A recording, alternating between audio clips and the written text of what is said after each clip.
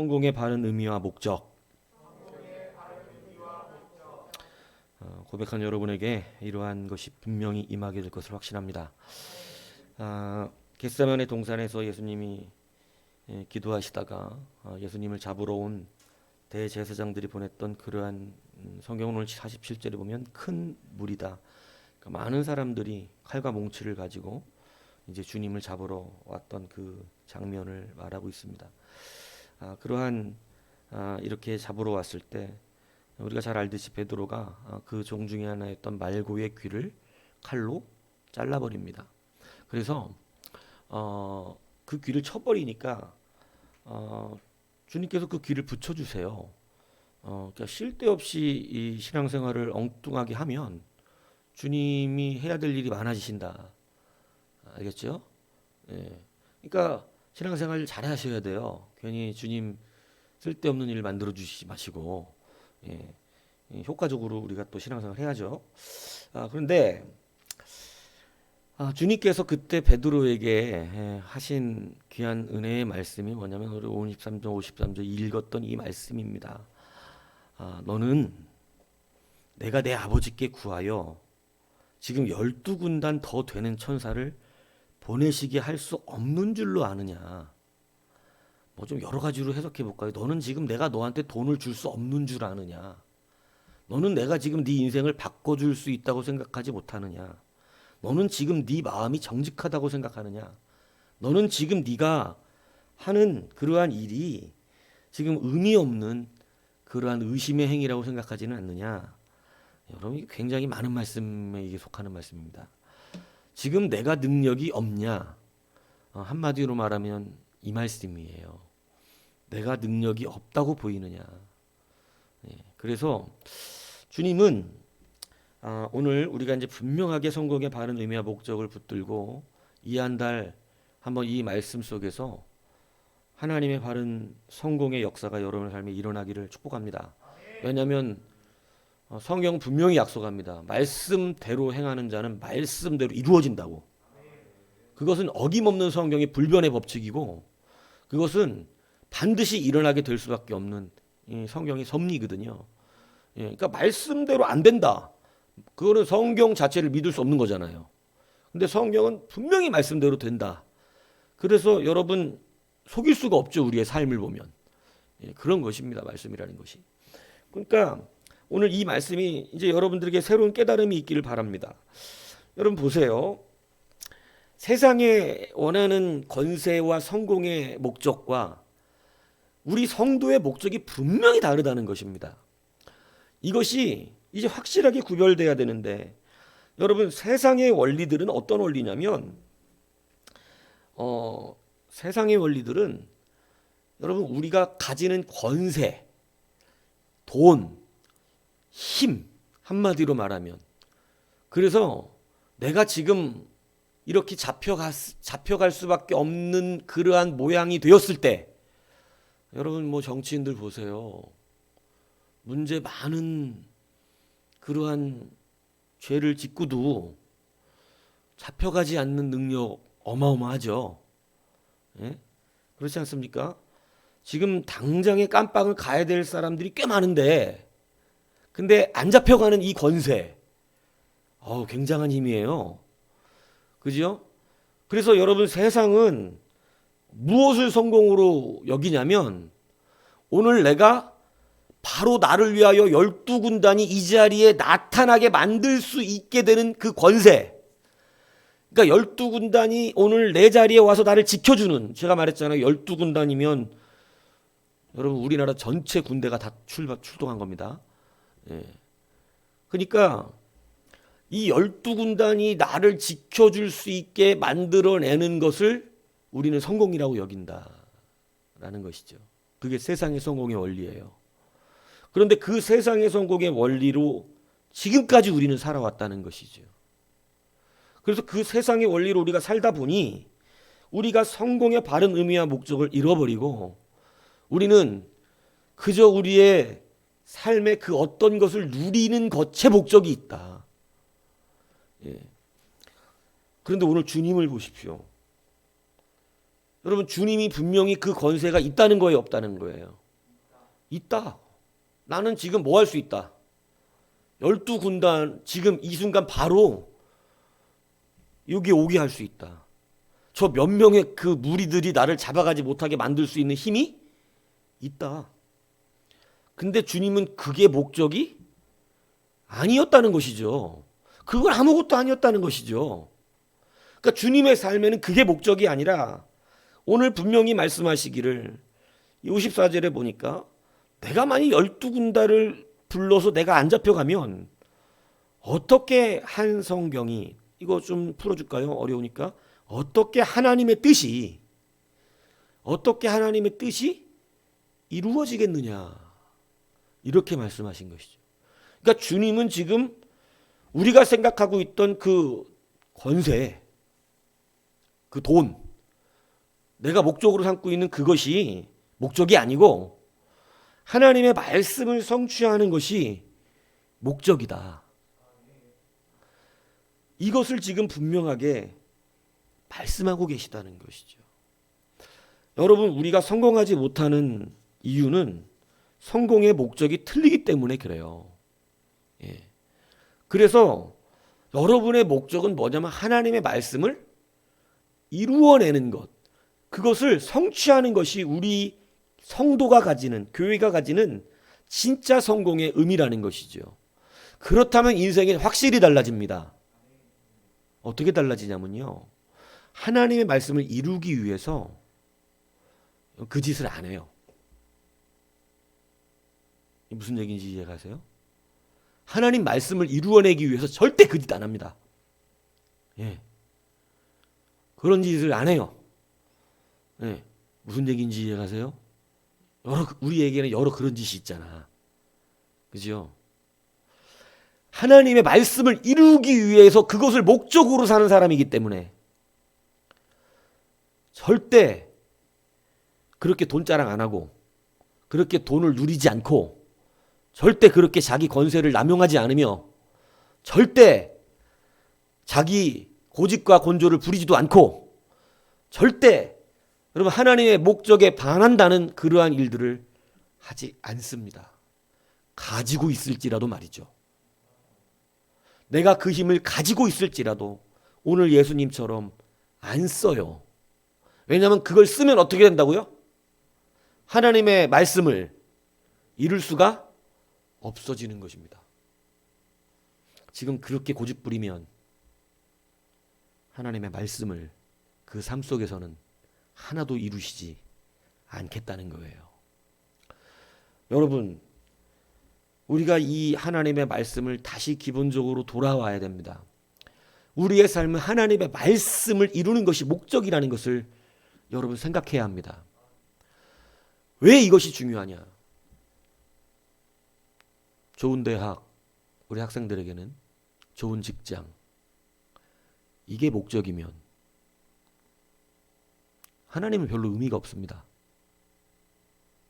네가 뭐 사보들을 나왔다고 해서 내가 써먹을 일도 아니고 하나님의 역사가 별로 작동되지가 않죠. 우리가 분명한 목적은 나는 하나님의 말씀을 이루는 것에 있어요. 하나님의 말씀을 이루려고 살다 보면 굳이 그렇게 대학 안 가도 됩니다. 그거 포기하는 거죠. 근데 하나님의 말씀을 이루려고 하다 보니까 굳이 내가 죽어라고 공부해서 그 대학 가야 되는 거예요. 내가 하나님의 말씀을 이루려고 하다 보니까 굳이 지금 그 이득을 포기하는 것입니다. 내가 하나님의 말씀을 이루려고 하다 보니까 굳이 나는 저것을 내가 해내야 되는 일인 것이지요. 여러분, 하나님의 목적을 따라서 우리는 성공이 분명히 바뀌어지는 것입니다.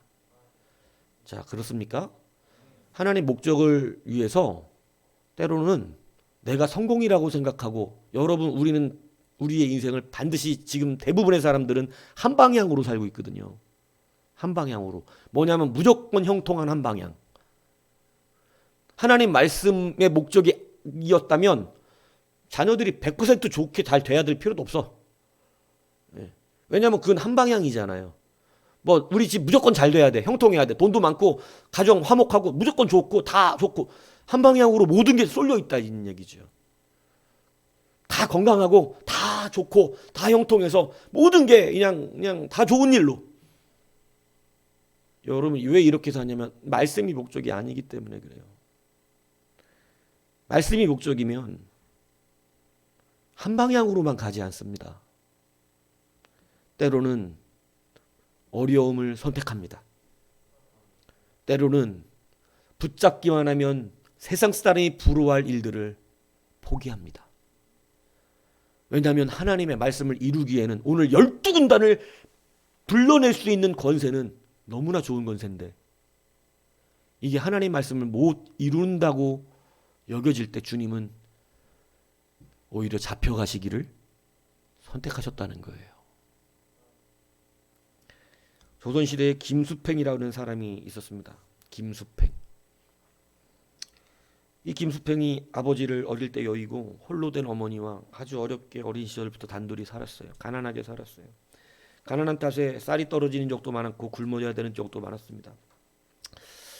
어머니는 힘들지만 싹바느질하고 그리고 또 남의 집 빨래도 해줘가면서 이 아들을 홀로 잘 키워냈습니다. 그런데 어느 순간 보릿고개 아시죠? 보릿고개가 너무 심하게 온 거예요. 그러니까 보릿고개가 심하면 일거리도 없잖아요. 그러니까 너무 힘드니까 며칠을 계속 굶었나 봐요. 그러니까 자식도 배가 고프고 자기도 너무나 허기가 집니다. 그게 너무나 배고픈 그 순간 어느 날 밤에 어머니가 안 들어오시고 뭔가 밖에서 뭐 이렇게 뭐 하고 있는 느낌이 들어서 아들이 김수팽이가 살짝 나갔어요. 그랬더니 어머니가 막 어디 땅을 파고 있는 거예요. 그 땅을 파는데 갑자기 이렇게 살짝 봤더니 항아리 하나가 큰 게 그 땅속에 묻어져 있는 겁니다. 그래서 이렇게 딱 봤는데 항아리가 딱 묻어져 있는 게 보이는데 이제 보려고 그러니까 갑자기 어머니가 뒤를 보더니 아들이 있거든요. 그러니까 갑자기 깜짝 놀라면서 막 급하게 항아리를 덮어버렸어요. 그리고 어느 날 어머니는 아들 몰래 그 항아리를 딴 데 갖다 또 숨겨서 묻어버렸습니다.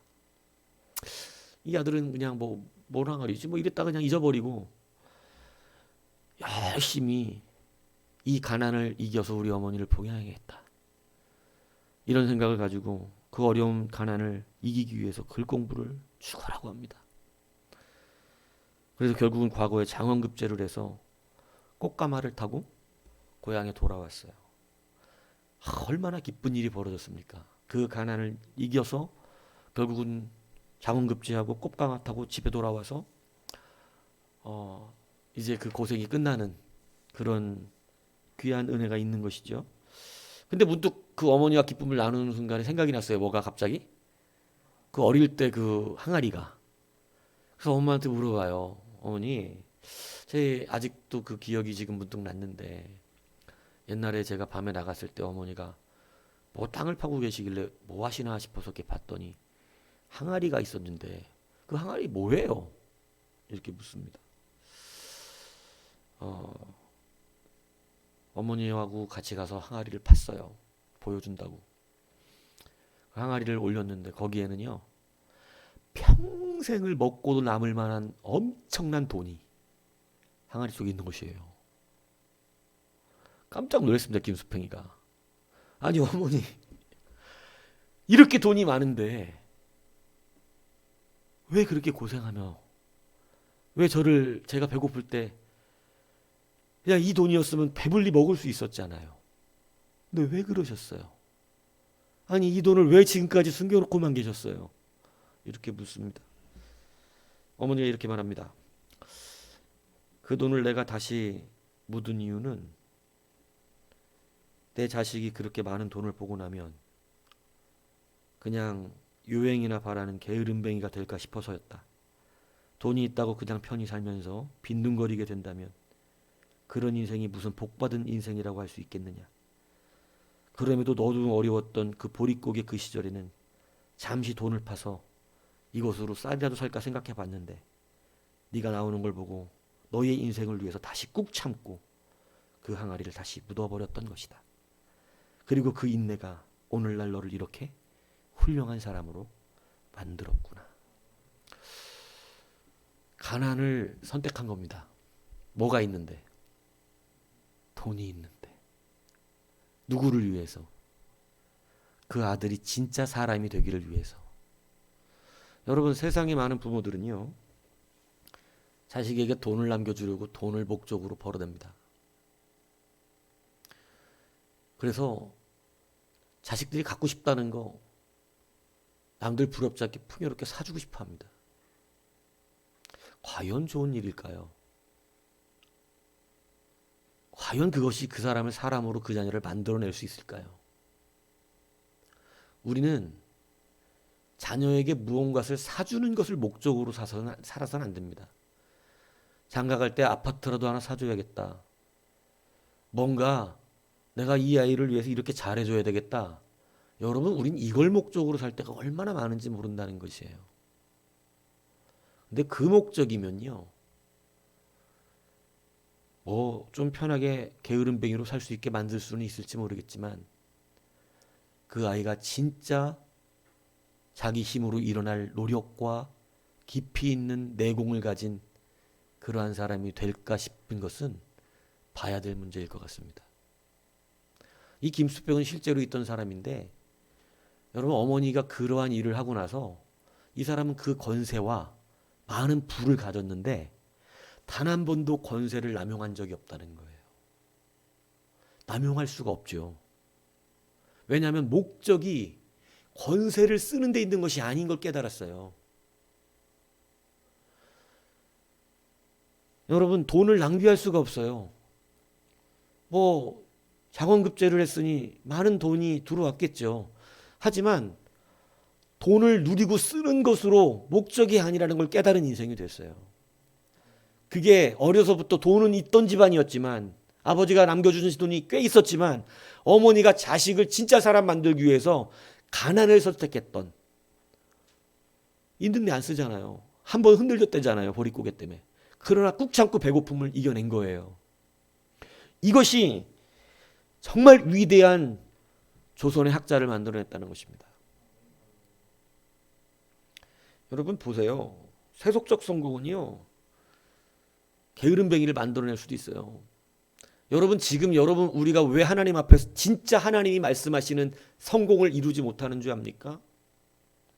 우리의 형통은요, 우리의 성공은요, 너무 한 방향이에요. 가난을 선택하는 것을 싫어합니다. 손해를 선택하는 것을 싫어합니다. 하나님은 하나님의 말씀을 이루기 위해서 때로는 순방향의 좋은 것들도 우리가 그것을 받아 누리기도 원하시지만, 때로는 가난과 역경과 고통도 받아 누리시기를 원하시는 거예요. 오늘 주님의 말씀이 바로 그거 아닙니까? 내가 오늘 내 권세를 그냥 써버리면 어떻게 하나님의 말씀을 이루겠냐? 그런데 여러분 보십시오. 하나님의 말씀이 이루어질 때 하늘에서 12군단이 내려오는 권세보다 훨씬 더 큰 권세가 일어납니다.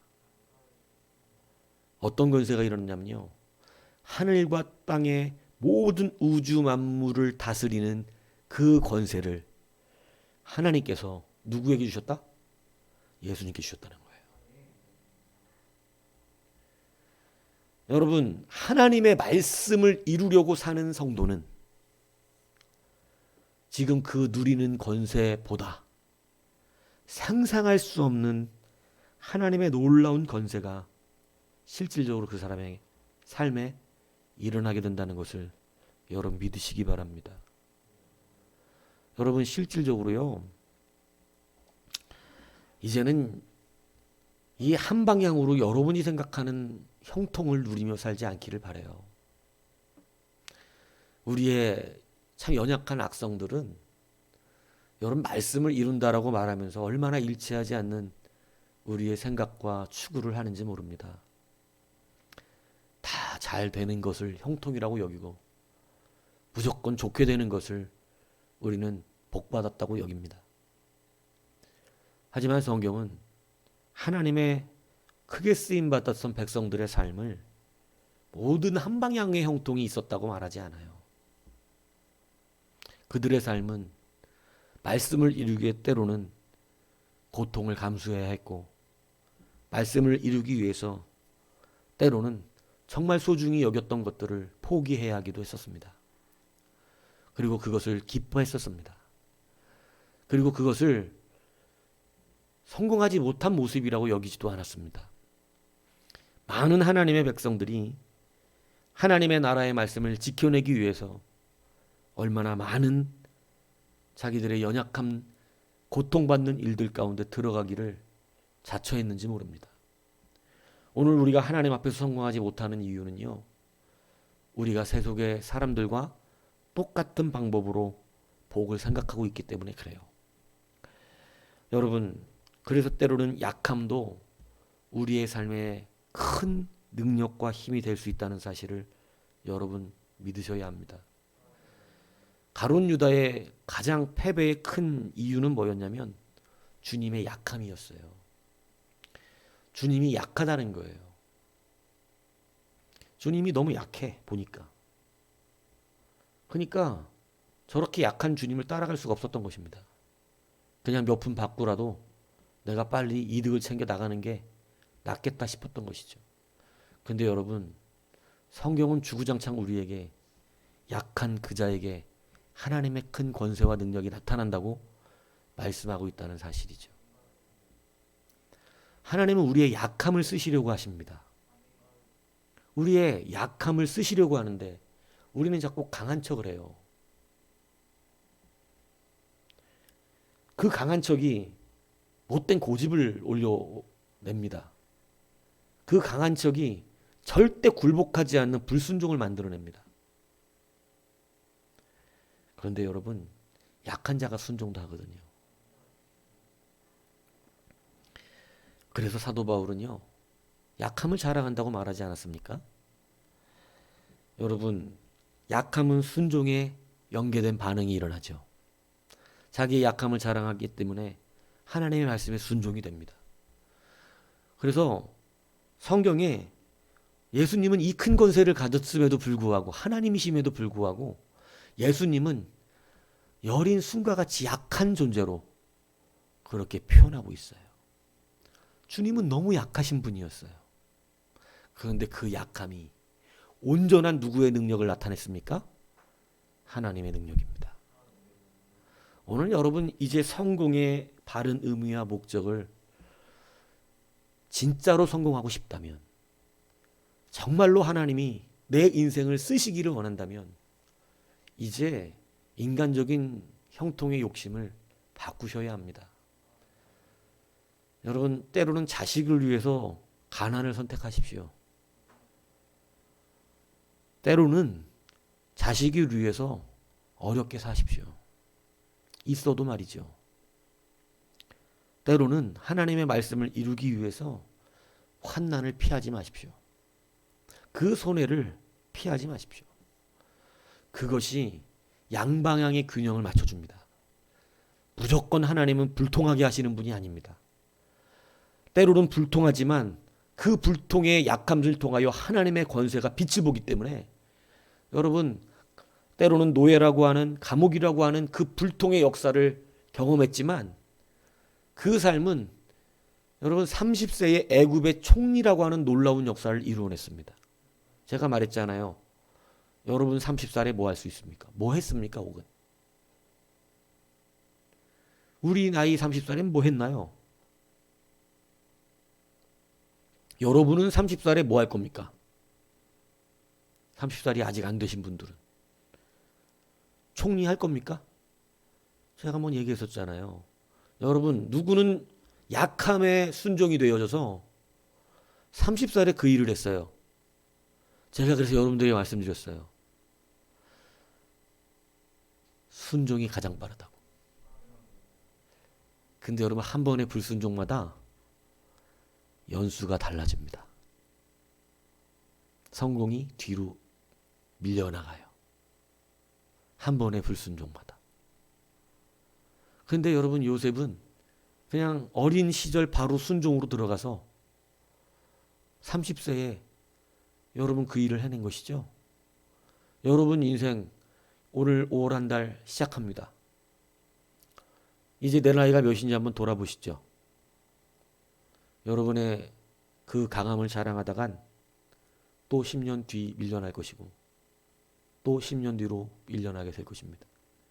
아직도 한 방향 형통만 복받은 것이라고 여기면 여러분 우리는 또 뒤로 밀려나게 될 것입니다.